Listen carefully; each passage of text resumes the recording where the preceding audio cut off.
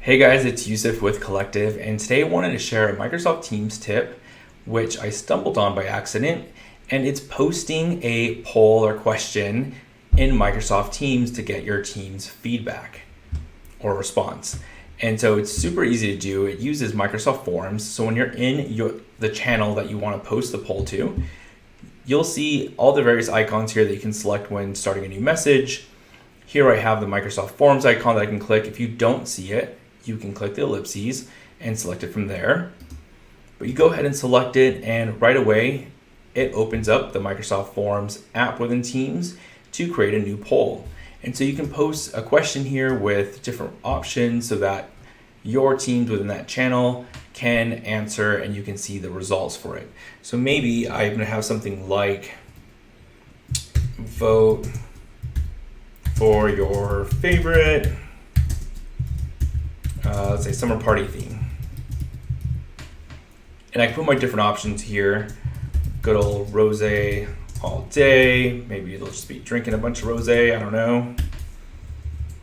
Another option, say Star Wars theme, kind of a weird summer party theme, but whatever floats your boat. And maybe I was able to hit add another option, and I can put, totally blanking of cool ideas, summer camp. Good old fashioned summer camp theme. And so by default, it'll make it so that people can only select one, but you can check this if you want them to be able to select multiple answers.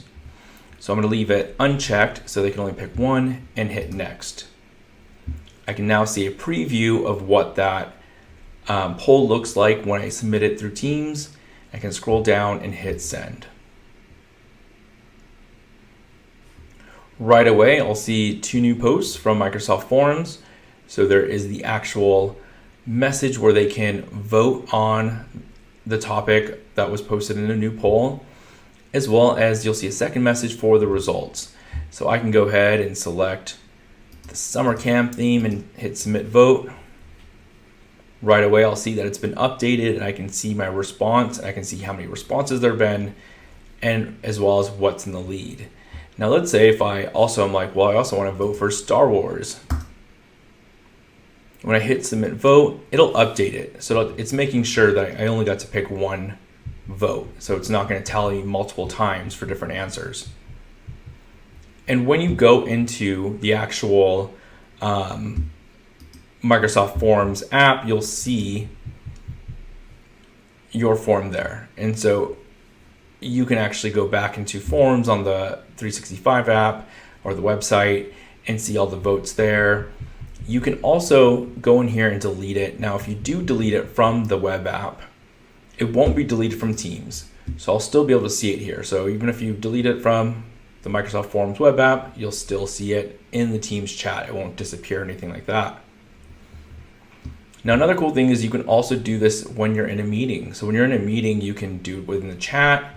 Maybe you want to get feedback for everyone that's in the chat. You can do that as well. Another cool trick, which again, found these out by doing them on accident, is let's say if I post an article to my team channel. So this is an article about the new Microsoft list that was announced. So I post that article, but now I'm kind of like, I wonder if people are interested in this topic. What I can do is go to my message that I posted, hit the ellipses, and go ahead and select more actions and create a new poll. And I can put in here, are you looking forward to the new Microsoft, well, I can't spell, list feature? And conveniently, I get these options down here. I can hit add all, so I have yes, no, maybe. And hit next, submit, send. And now it's going to post that, as well as it's going to have the article. So now I have my article as well as a response with a vote. So it's convenient if you want to share something for people to vote against. I hope you guys find a use case for this and find it helpful. If you want to see more helpful videos from me and the Collectiv team, make sure to follow us on YouTube, Twitter, and LinkedIn. Talk to you guys all later. Bye.